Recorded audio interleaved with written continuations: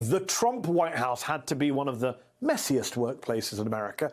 Think about all the work that was derailed by a single tweet from the then commander-in-chief, or if it wasn't a tweet, it was a call into Fox, a comment on the White House lawn, turning well-laid plans into chaos.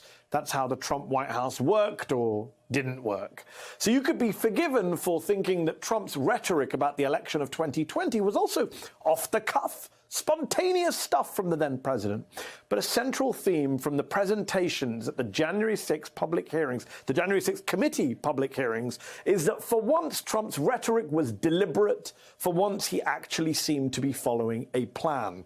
When Trump told armed rally-goers on January the 6th, 2021, to march on the Capitol, he wasn't just adding a line in the heat of the moment. The committee showed us conversations from Trump allies, in the days prior, saying Trump would indeed urge them to make that march. And that line, when Trump said he would join them on the march, well, as former White House aide Cassidy Hutchinson told us, there actually were discussions in the White House about Trump's going to the Capitol that day. The events of 1/6 were not the product of Trumpian gaffes. They were the result of a clear effort by the then president and his allies, an effort that went so far that even Brad Parscale, the Trump 2020 campaign manager for a while and a central player in Trump's 2016 victory, even he was ready to blame Trump for the violence of January the 6th, 2021, as the committee revealed at the big public hearing on Tuesday. President Trump's former campaign manager, Brad Parscale, recognized the impact of the speech immediately. And this is what he said on January 6th in excerpts from text messages to Katrina Pearson. Mr. Parscale said, quote, "This is about Trump pushing for uncertainty in our country, a sitting president asking for civil war." And then when he said, "This week I feel guilty for helping him win," Katrina Pearson responded, "You did what you felt right at the time, and therefore it was right." Mr. Parscale added, "Yeah, but a woman is dead. And yeah, if I was Trump and I knew my rhetoric killed someone." When Ms. Pearson replied, "It wasn't the rhetoric," Mr. Parscale said, "Katrina, yes, it was." Wow. Trump's former campaign manager, in private, speaking to Trump's former campaign spokesperson, criticized Trump for the deadly violence of January the 6th, said Trump was responsible for it, said that very clearly in private. But in public, and this is the really important, telling and shameful part, Parscale kept boosting Trump. His consulting group has received more than $170,000 from Trump's PAC since January 2021. And the Washington Post's Josh Dorsey reports that Trump and Parscale spoke on Tuesday after the committee revealed those text messages, and Parscale is expected to continue doing business with Trump, calling Trump out in private, but still supporting Trump in public. Does that sound familiar? It should. Because as the committee showed us, even Fox primetime hosts, who kept giving oxygen to the big lie on TV, were texting Trump's inner circle on 1/6, saying things had gone too far.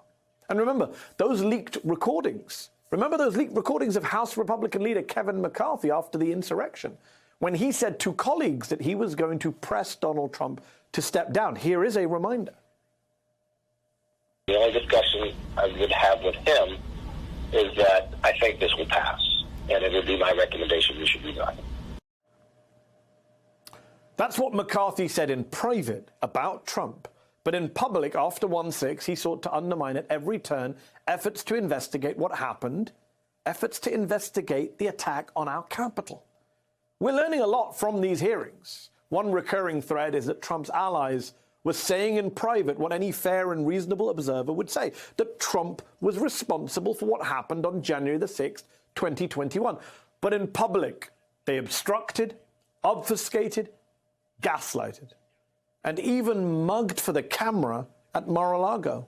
That was after 1/6. Oh, Trumpists, hypocrisy be thy name.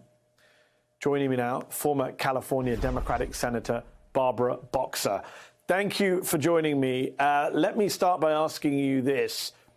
How much did you learn on Tuesday that made you think, we have enough now for the Attorney General to be charging Donald Trump for what happened on 1/6? I think we have plenty for the Attorney General. Just the statement that was corroborated by several people that Trump made that said, he said to his Justice Department, to his legal team, just say the election was corrupt and leave the rest to me and the Republicans in Congress. I mean, just that alone. Also, the fact that they know there was witness tampering, which they've already sent one of the examples of that to the Justice Department. The witness from the Proud Boys, who left the Proud Boys a few years ago, explaining how excited they must have been to have this opportunity. It goes on and on. Yes, I think there's enough. But let me just say this. I always go back to what Abraham Lincoln said, which is that public sentiment is everything.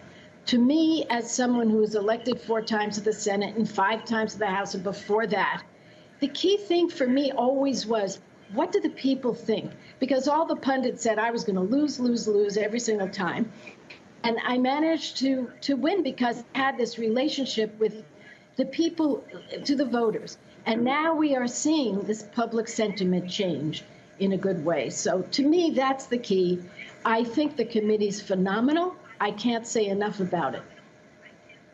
So one of the things they've done is bring forward some very interesting witnesses. Let's play some of the testimony on Tuesday from former Oath Keepers spokesperson Jason Van Tatenhove. What else is he going to do if he gets elected again? All bets are off at that point. And that's a scary notion. I have 3 daughters. I have a granddaughter.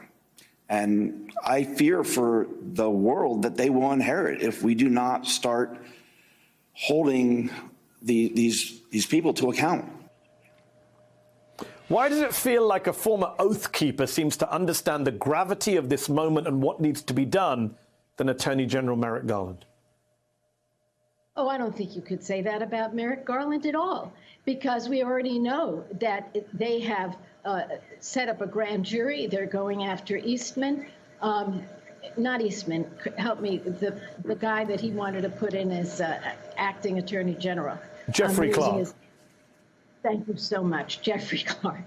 I think they are moving forward. We don't know that. And I think that's kind of a tough conclusion to come to. I don't think that's happening at all. Again, I think we take it a step at a time. Because if the public, look, if Merrick Garland could do 100 things to Sunday, but hold on. I'm going to jump in there because you mentioned Jeffrey Clark, and you're right, Jeffrey Clark. And nobody's saying the DOJ is doing nothing.